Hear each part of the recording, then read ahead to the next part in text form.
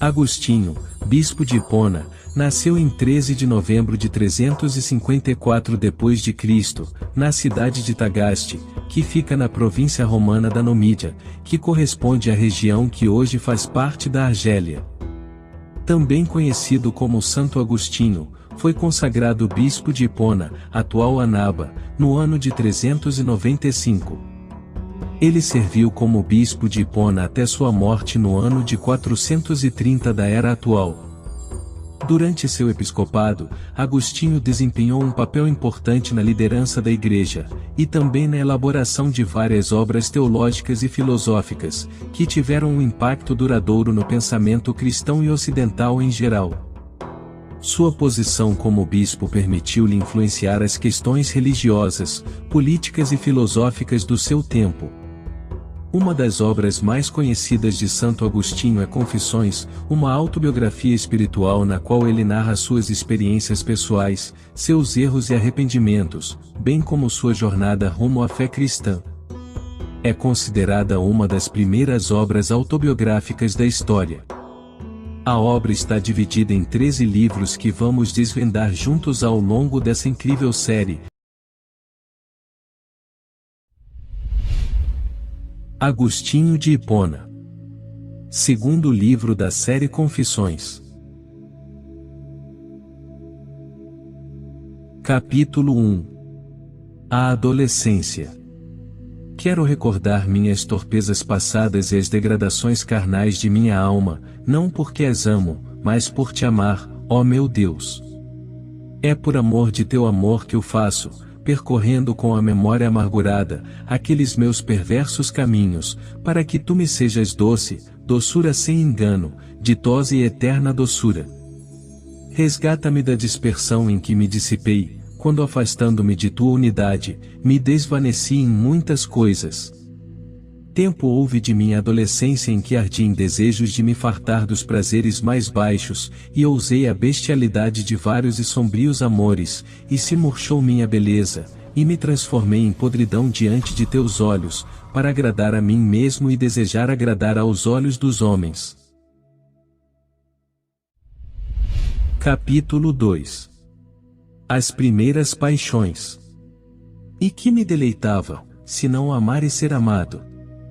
Mas eu não era moderado, indo de alma para alma de acordo com os sinais luminosos da amizade, pois, da lodosa concupiscência de minha carne e do fervilhar da puberdade, levantava-se como que uma névoa que obscurecia e ofuscava meu coração, a ponto de não discernir a serena amizade da tenebrosa libido.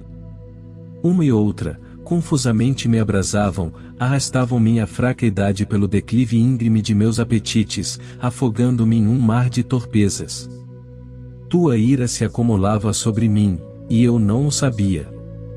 Ensurdeci com o ruído da cadeia de minha mortalidade, e cada vez mais me afastava de ti, e tu consentias, me agitava, me dissipava, me derramava e fervia em minha devassidão, e tu te calavas, ó alegria que tão tarde encontrei.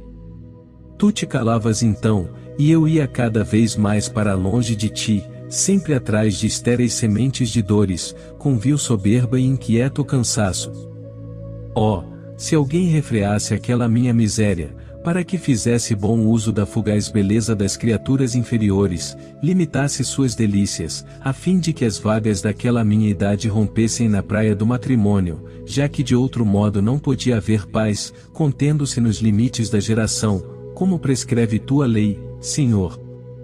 Tu que crias o germen transmissor de nossa vida mortal, e que com mão bondosa pode suavizar a agudeza dos espinhos, que mantiveste fora do paraíso, porque tua onipotência está perto de nós, mesmo quando vagueamos longe de ti. Pelo menos eu deveria atender com mais diligência à voz de tuas nuvens, também eles sofrerão as tribulações da carne, mas eu quisera poupar-vos, e bom é ao homem não tocar em mulher. O que está sem mulher pensa nas coisas de Deus, de como o há de agradar, mas o que está ligado pelo matrimônio pensa nas coisas do mundo, e em como há de agradar a mulher. Estas são as palavras que eu deveria ter ouvido mais atentamente, e eunuco pelo amor ao reino de Deus, teria suspirado mais feliz por teus abraços. Mas eu, miserável, tornei-me em torrente, seguindo o ímpeto de minha paixão, te abandonei e transgredi a todos os teus preceitos, sem porém escapar de teus castigos. E quem o poderia dentre os mortais? Sempre estavas ao meu lado, irritando-se misericordiosamente comigo, e aspergindo com amaríssimos desgostos todos os meus gozos ilícitos, para que eu buscasse a alegria sem te ofender, e quando a achasse, de modo algum fosse fora de ti, Senhor. Fora de ti, que impões a dor em mandamento, e feres para sarar, e nos tiras a vida para que não morramos sem ti. Mas onde estava eu? Oh, quão longe, exilado das delícias de tua casa, naqueles meus 16 anos de idade carnal, quando esta empunhou seu cetro sobre mim, e eu me rendi totalmente a ela, à fúria da concupiscência que é degradação humana legítima, porém ilícita, de acordo com as tuas leis. Nem mesmo os meus cogitaram em me sustentar na queda, pelo casamento, ao ver-me cair, cuidavam apenas que eu aprendesse a compor discursos magníficos e a persuadir com a palavra. Capítulo 3. Cegueira do pai, cuidados da mãe. Nesse mesmo ano tive de interromper meus estudos, quando voltei de Madaura, cidade vizinha, onde fora estudar literatura e oratória, enquanto se faziam os preparativos necessários para minha viagem mais longa a Cartago, levado mais pela ambição de meu pai que pelos seus parcos bens, pois, era muito modesto cidadão de Tagaste. Mas, a quem conto eu, estes fatos? Certamente, não a ti, meu Deus, mas em tua presença conto estas coisas aos da minha estirpe, ao gênero humano, ainda que estas páginas chegassem às mãos de poucos. E para que então? Para que eu, e quem me ler, pensemos na profundeza do abismo de onde temos de clamar por ti. E que há de mais próximo a teus ouvidos que o coração contrito e a vida que procede da fé? Quem então não cumulava meu pai de louvores, pois excedendo até seus deveres familiares, gastava com o filho o necessário para tão longa viagem por causa de seus estudos? Porque muitos cidadãos, muito mais ricos do que ele, não mostravam para com os filhos igual cuidado. Contudo, este mesmo pai não se importava de saber se eu crescia para ti, ou que fosse casto, contanto que fosse deserto, mas antes eu era deserto, por carecer de teu cultivo, ó Deus, único, verdadeiro e bom Senhor de teu campo, o meu coração.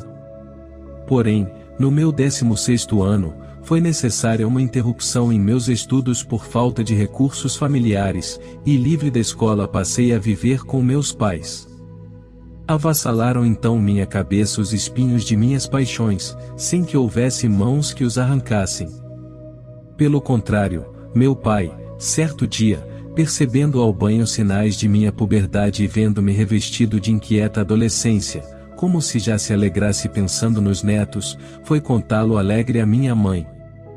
Alegria esta gerada pela embriaguez com que este mundo esquece de ti, seu Criador, e em teu lugar ama a tua criatura, embriaguez que nasce do vinho sutil de sua perversa e mal inclinada vontade, para as coisas baixas.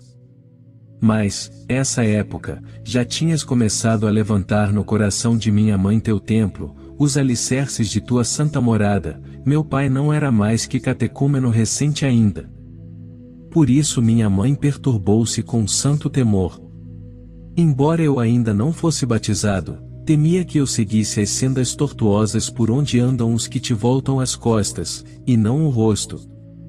Ai de mim! Como me atrevo a dizer que te calavas quando me afastava de ti? Seria verdade que então te calavas comigo? E de quem eram, se não tuas, aquelas palavras que pela boca de minha mãe, tua serva fiel, sussurraste em meus ouvidos, embora nenhuma delas penetrasse no meu coração, para que a cumprisse? Lembro bem que um dia me admoestou em segredo, com grande solicitude, que me abstivesse da luxúria e, sobretudo, que não cometesse adultério com a mulher de ninguém. Porém, esses conselhos pareciam-me próprios de mulheres, e eu me envergonharia de segui-los. Mas na realidade eram teus, embora eu não o soubesse, e por isso julgava que te calavas, e que era ela quem me falava, e eu te desprezava em tua serva, eu, seu filho, filho de tua serva e servo teu, a ti que não cessavas de me falar pela sua boca. Mas eu não o sabia, e me precipitava com tanta cegueira, que me envergonhava entre os companheiros de minha idade, de ser menos torpe do que eles. Os ouvia jactar-se de suas maldades, e gloriar-se tanto mais, quanto mais infames eram, assim eu gostava de fazer o mal, não só pelo prazer, mas ainda por vaidade. O que há de mais digno de vitupério do que o vício? E contudo, para não ser escarnecido, tornava-me mais viciado, e quando não houvesse cometido pecado que me igualasse aos mais perdidos, fingia ter feito o que não cometera, para que não parecesse mais abjeto quanto mais inocente, e tanto mais vil quanto mais casto. Eis com que companheiros andava eu pelas graças de Babilônia, revolvendo-me na lama, como em cinamomo e ungüentos preciosos. E para que todo esse lodo me pegasse bem firme, subjugava-me o inimigo invisível, e me seduzia, por ser eu presa fácil da sedução. Nem então minha mãe carnal, que já fugira do meio da Babilônia, mas que em outras coisas caminhava mais devagar, cuidou como fizera ao aconselhar-me a castidade, de conter com os laços do matrimônio, aquilo de que seu marido lhe falara a meu respeito. Já percebera ela que me era pestilencial, e que mais adiante me seria perigoso, já que essa paixão não podia ser cortada pela raiz. Não pensou nisso, digo, por temer que o vínculo matrimonial frustrasse a esperança que sobre mim acalentava, não a esperança da vida futura, que ela já tinha posto em ti, mas a esperança das letras que ambos, meu pai e minha mãe, desejavam ardentemente. Meu pai, porque não pensava quase nada de ti, mas apenas ambições vãs a meu respeito; minha mãe, porque considerava que tais tradicionais estudos das letras, não só não me seriam de estorvo, sendo de não pouca ajuda para chegar a ti. Assim julgo eu, agora, enquanto me é possível pela lembrança, o caráter de meus pais.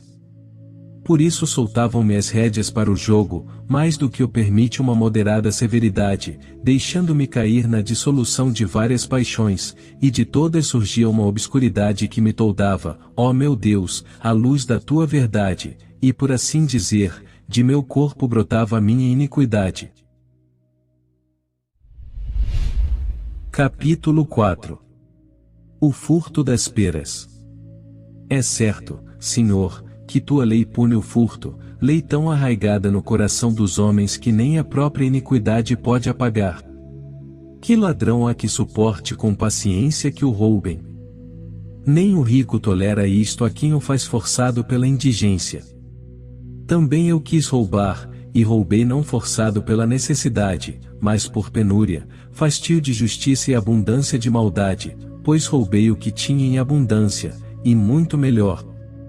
Nem me atraía ao furto o gozo de seu resultado, mas atraía-me o furto em si, o pecado. Nas imediações de nossa vinha, havia uma pereira carregada de frutos, que nem pelo aspecto nem pelo sabor tinham algo de tentador. Alta noite, pois até então ficaríamos jogando nas eiras, de acordo com nosso mau costume dirigimo-nos ao local, eu e alguns jovens malvados, com o fim de sacudi-la e colher-lhe os frutos. E levamos grande quantidade deles, não para saboreá-los, mas para jogá-los aos porcos. Embora comêssemos alguns, nosso deleite era fazer o que nos agradava, justamente pelo fato de ser coisa proibida. Aí está meu coração, Senhor, meu coração que olhaste com misericórdia quando se encontrava na profundeza do abismo. Que este meu coração te diga agora que era o que ali buscava, para fazer o mal gratuitamente, não tendo minha maldade outra razão que a própria maldade. Era hedionda, e eu a amei, amei minha morte, amei meu pecado, não o objeto que me fazia cair, mas minha própria queda. Ó torpe, minha alma, que saltando para fora do santo apoio, te lançavas na morte, não buscando na ignomínia senão a própria ignomínia? Capítulo 5. A causa do pecado. Todos os corpos formosos, o ouro, a prata, e todos os demais têm, com efeito, seu aspecto atraente. No contato carnal intervém grandemente a congruência das partes, e cada um dos sentidos percebe nos corpos certa modalidade própria. Também a honra temporal e o poder de mandar e dominar têm seu atrativo, de onde nasce o desejo de vingança. Todavia, para obtermos estas coisas, não é necessário abandonarmos a ti, nem nos desviar de tua lei. Também a vida que aqui vivemos tem seus encantos, por certa beleza que lhe é própria, e pela harmonia que tem com as demais belezas terrenas. Cara é, finalmente, a amizade dos homens pela união que une muitas almas com o doce laço do amor.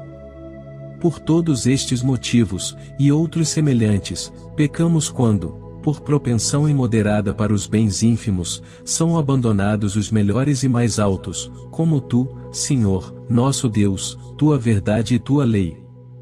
É verdade que também esses bens ínfimos têm seus deleites, porém, não como os de Deus, Criador de todas as coisas, porque nele se deleita o justo, e nele acham suas delícias os retos de coração.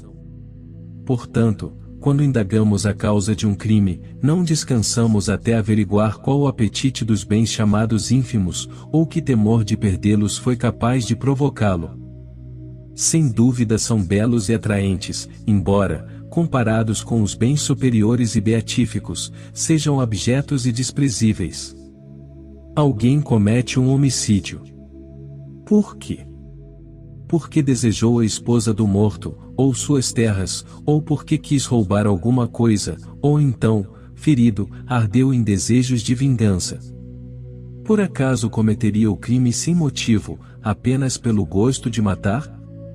Quem pode acreditar em semelhante coisa?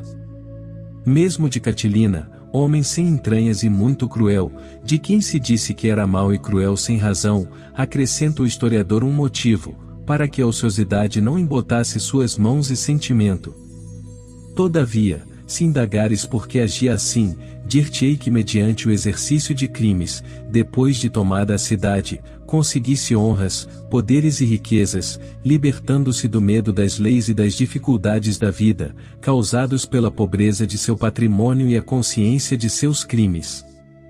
Logo, nem o próprio Catilina amava seus crimes, mas aquilo por cujo motivo os cometia.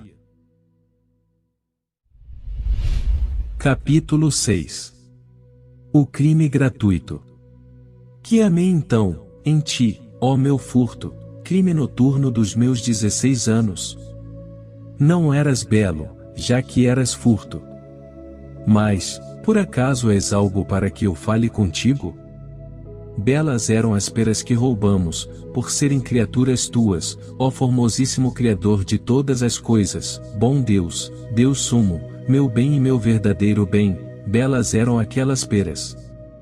Porém, não eram elas que apeteciam minha alma depravada, eu as tinha em abundância, e melhores. Colhi-as da árvore só para roubar, tanto que tão logo colhidas, joguei-as fora, saboreando nelas apenas a iniquidade com que me regozijava. Se alguma delas entrou em minha boca, somente o crime é que lhe deu sabor. E agora pergunto, meu Deus, que é que me deleitava no furto? Pois não encontro nenhuma beleza nele.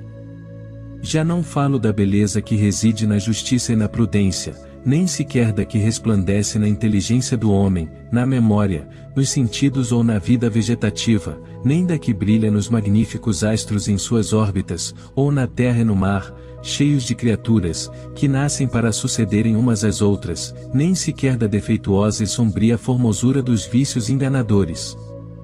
O orgulho imita a altura, mas só tu, Deus excelso, estás acima de todas as coisas. E a ambição que busca senão honras e glórias, quanto tu és o único sobre todas as coisas, a ser honrado e glorificado eternamente.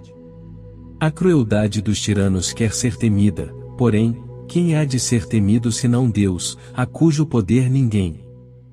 Porém, quem há de ser temido senão Deus, a cujo poder ninguém, em tempo algum ou lugar, nem por nenhum meio pode subtrair-se e fugir. As carícias da volúpia buscam ser correspondidas, porém, não há nada mais carinhoso que tua caridade, nem que se ame de modo mais salutar que tua verdade, sobre todas as coisas formosa e resplandecente. A curiosidade sugere amor à ciência, enquanto só tu conheces plenamente todas as coisas. Até a própria ignorância e estultícia cobrem-se com o nome de simplicidade e inocência, das quais não acham nada mais simples do que tu. E que pode haver mais inocente do que tu, pois, até mesmo o castigo dos maus lhes vem de seus pecados. A indolência gosta do descanso, porém, que repouso seguro pode haver fora do Senhor? O luxo gosta de ser chamado de fartura, mas só tu és a plenitude e a abundância inesgotável de eterna suavidade.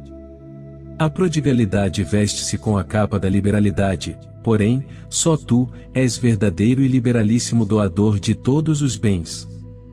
A avareza quer possuir muitas coisas, porém, só tu as possui todas. A inveja litiga acerca de excelências, porém, que há mais excelente do que tu? A ira busca a vingança, e que vingança mais justa do que a tua?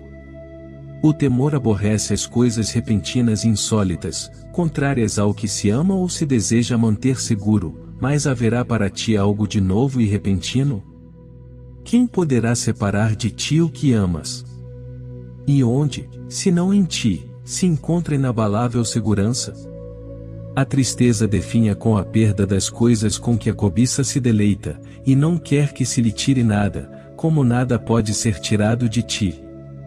Assim peca a alma, quando se aparta e busca fora de ti o que não pode achar puro e ilibado, senão quando se volta novamente para ti.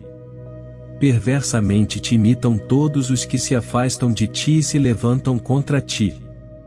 Porém, mesmo imitando-te, mostram que és o Criador de toda criatura, e que portanto, não existe lugar onde alguém se possa afastar de ti de modo absoluto. Que amei, então, naquele furto, e no que imitei, viciosa e imperfeitamente, a meu Senhor? Acaso foi o gosto de agir pela fraude contra a tua lei, já que não o podia fazer por força?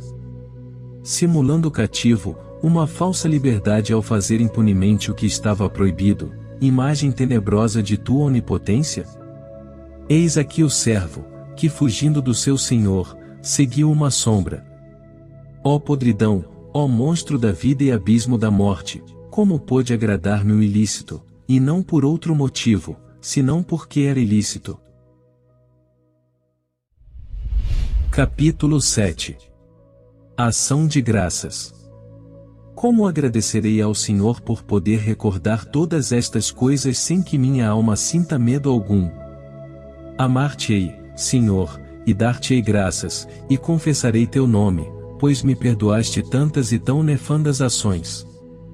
Devo à tua graça e misericórdia teres-me dissolvido os pecados como gelo, como também todo o mal que não pratiquei. De fato, de que pecados não seria capaz, eu que amei gratuitamente o erro? Confesso que todos já me foram perdoados, o mal cometido voluntariamente, e o que deixei de fazer pela tua graça. Quem dentre os homens, conhecendo tua fraqueza, poderá atribuir às próprias forças sua castidade e inocência para amar-te menos? Como se tivesse menor necessidade de tua misericórdia, com a qual perdoas os pecados aos que se convertem a ti. Aquele, pois, que chamado por ti, seguiu tua voz e evitou todas estas coisas que lê de mim, e que eu recordo e confesso, não se ria de mim por haver sido curado pelo mesmo médico que o preservou de cair enfermo, ou melhor, de que adoecesse tanto. Antes, esse deve amar-te tanto e ainda mais do que eu, porque o mesmo que me curou de tantas e tão graves enfermidades, esse mesmo o livrou de cair no pecado.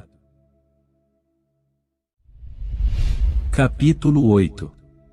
O prazer da cumplicidade. E que fruto colhi eu, miserável, daquelas ações que agora recordo com rubor? Sobretudo daquele furto, em que amei o próprio furto, e nada mais? Nenhum, pois o furto, em si nada valia, ficando eu mais miserável com ele.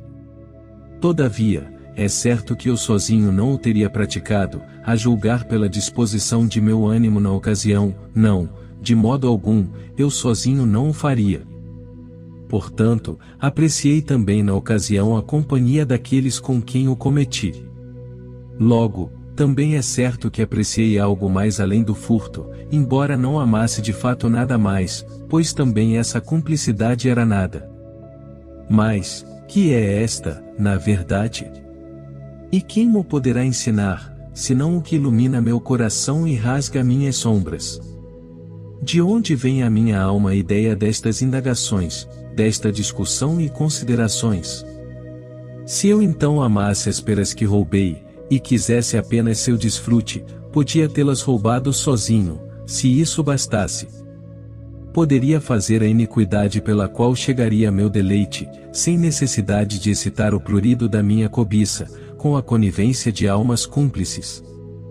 Porém, como não achava deleite algum nas peras, colocava este no próprio pecado, que consistia na companhia dos que pecavam comigo.